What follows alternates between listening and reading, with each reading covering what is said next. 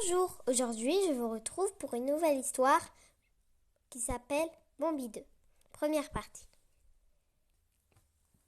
Sous toute chose, aussi infime soit-elle, se cache souvent un souffle de vie. Ainsi, après l'hiver, vient le printemps. L'espoir renaît doucement, même dans les cœurs remplis de chagrin. Le père de Bambi recherchait une campagne pour élever son fils, mais l'hiver fut rude et la nourriture se fit rare.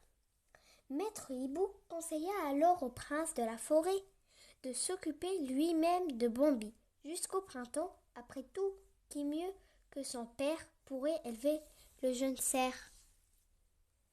Viens avec moi, Bambi, lança un matin le prince de la forêt. Je dois veiller sur les jeunes cerfs du sud de la forêt. Super! S'écria Bambi. Déjà, avec sa mère, il aimait se promener dans la forêt. Bambi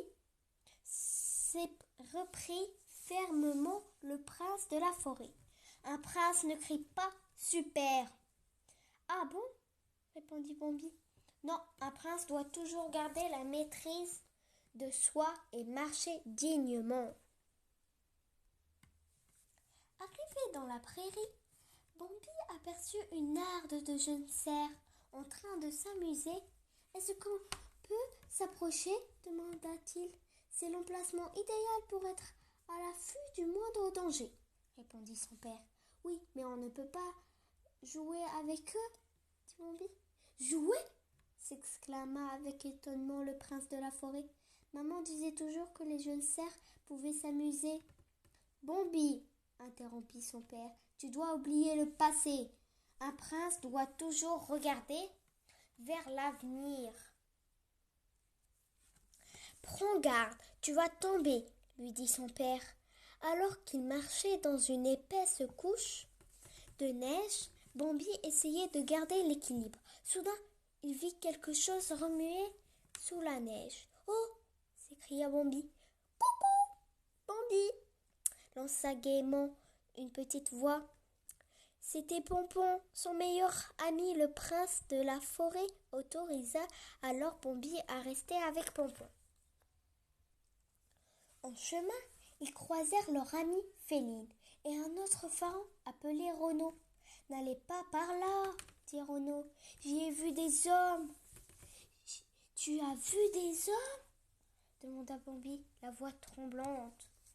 Oui, répondit Renaud en bondissant. J'étais dans la prairie quand j'ai entendu une voix familière qui chuchotait. Je suis là, je suis là.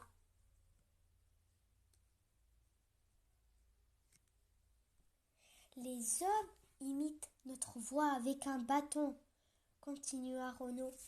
Mais moi, ils ne m'ont pas eu.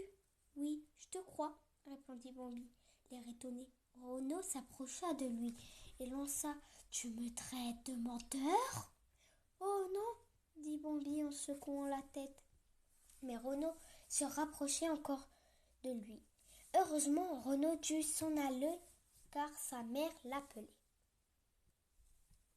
Bambi s'endormit sous un arbre en attendant son père. C'est alors qu'arriva une chose extraordinaire. Sa mère lui parlait.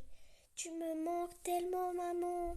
soupira Bambi. « Je sais, dit-elle en le consolant, mais tout va bien se passer. »« Pourquoi es-tu parti ?» demanda Bambi. « La forêt est soumise au cycle des saisons, » répondit la mère de Bambi. « Quand une chose disparaît, une autre prend sa place, qui est tout aussi belle et merveilleuse. » À son réveil, Bambi se sentit épais, mais triste. Il était heureux d'avoir parlé avec sa mère. Mais tout cela n'était qu'un rêve. Encore troublé, il entendit à nouveau la voix de sa mère. « Maman !» appela-t-il. « Je suis là !» répondit-elle. Plus que tout au monde, Bambi désirait retrouver sa mère.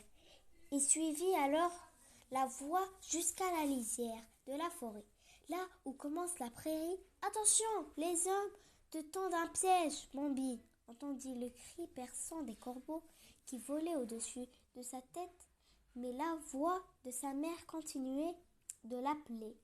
Il ne pouvait plus faire demi-tour. Soudain, une meute de chiens avança. Alors, pour voir encore plus dit la suite de l'histoire, abonnez-vous et mettez un like.